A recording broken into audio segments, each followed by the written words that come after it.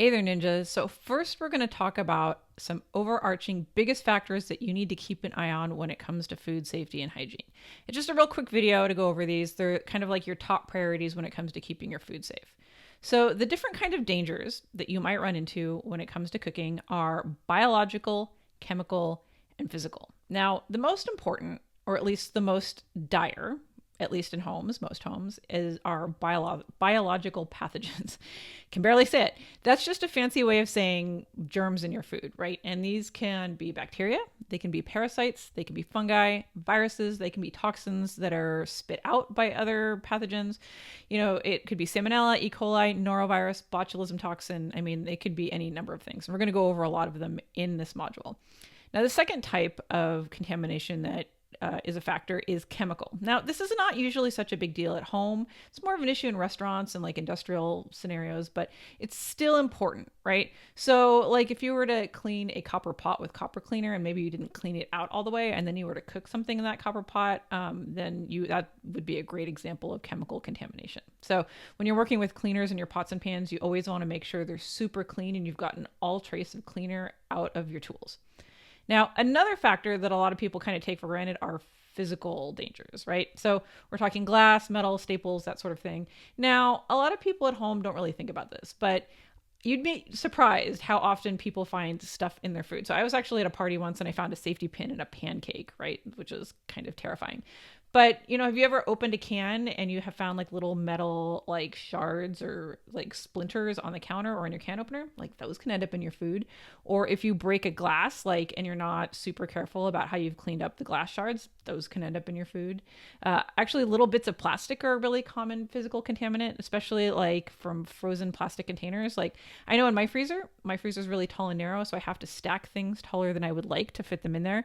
And so if I open the door and something falls out, like a plastic container, like the plastic is frozen. And so it is just as brittle as the food inside the plastic container. And so when, that plastic container hits the ground, it can actually crack or split and little shards of plastic can end up in the food. And I've actually been at people's houses and found like little bits of food or little bits of plastic in the food. And, it's kind of embarrassing for the cook and it's never a fun time for the person who ends up with it in their food.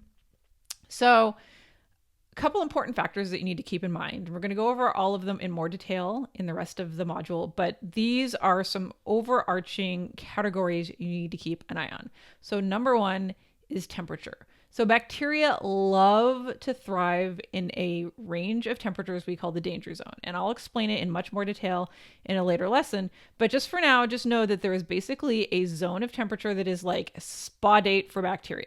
Like they love it. Same for viruses. Like in this danger zone, in this particular range of temperatures, they're like, woohoo, let's procreate. And they just go crazy and they double in as quickly as 20 minutes. And then that number doubles and that number doubles and that number doubles. And it's just not good times. So the second most important factor you need to keep in mind is time. And the reason why time is important is the more time food spends in the danger zone, the more bacteria will grow. Like I just said, like in peak danger zone, bacteria can double in as little as 20 minutes, right? So if they are in that danger zone for an hour, so the bacteria doubled once in the first 20 minutes, and then that new number doubled again in the second 20 minutes, and that new number doubled a third time in the third 20 minutes of 1 hour, right? So the amount of time that food spends in the danger zone is super important. Now, the third most important factor is oxygen and airflow. Now, most bacteria that you're going to run into at home thrive in an oxygen-rich environment. And the other word for this is aerobic. An aerobic environment is an environment in which oxygen is readily available. Another term you might hear is an anaerobic environment where no oxygen is available. And that's usually a factor if you're canning and pickling things, right? And you're putting things in a mason jar and you're sealing it so that oxygen cannot get in and out. That's called an anaerobic environment. But the stuff that we're going to be dealing with for the most part in our average home kitchens are aerobic environments where oxygen is readily available. And bacteria and viruses love oxygen, just like people. A few more important factors you need to keep in mind are moisture, right?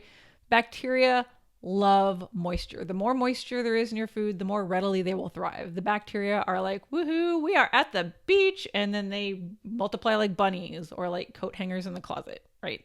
Moisture is a huge factor for bacteria contamination. So if you have foods that are really moist, they will multiply bacteria faster versus foods that are very dry, in which case they're more likely to be shelf stable, meaning that bacteria is less likely to grow there. Another factor is acidity.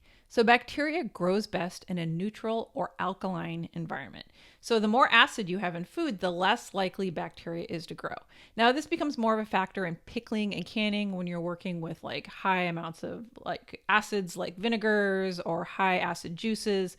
We're not going to really worry about that so much in our home kitchen, at least in this module, but it's something that you just kind of want to keep on your radar. Another really important factor is cross-contamination, right? So we're talking bacteria spreading from raw chicken to a salad, or if you're handling, utensils that have been used to like pick up like raw shrimp and then you use it to stir your soup. Cross-contamination is a real problem, and it's a really easy way to make everybody sick. And another really important factor, it's kind of funny, like every time I bring this up, people are like, not me, not it, but it's everybody, right? Poor personal hygiene, not washing your hands. Now, we'll go into this in later lessons, but like the vast majority of what you can pick up from food comes from what we call the fecal oral route. And it's vile. Basically people use the restroom, they don't wash their hands properly, they end up with poop on their hands, and then they prepare food, and then you eat that food, or somebody else eats that food, and they spread whatever bacteria or virus they've contracted. And this is actually like the number one cause of foodborne illness in restaurants. So it's definitely worth bringing up. And then finally, the other most important factor that I like to talk about is poor environmental sanitation. We're talking about bacteria and viruses around the kitchen. So some viruses can live on a surface, like on your counter or, on your tap or something you've touched or food is splattered on for weeks. So if somebody has, for example, norovirus, and, they use the restroom and they don't properly clean their hands, and they then grab a doorknob or put their hand on the counter, like that virus will actually live on that doorknob or on that counter for up to weeks. So then the next person who comes along and touches the doorknob or touches the counter and then handles food or puts their hand in their mouth or their nose then has norovirus. And trust me, norovirus is not something that you want to contract. It's pretty freaking awful. So these are some really important factors you want to keep in mind. I've included the slides in the module so you can print them out and take a look at them and kind of memorize them, just so you always know what the most important factors are when it comes to food contamination and sanitation.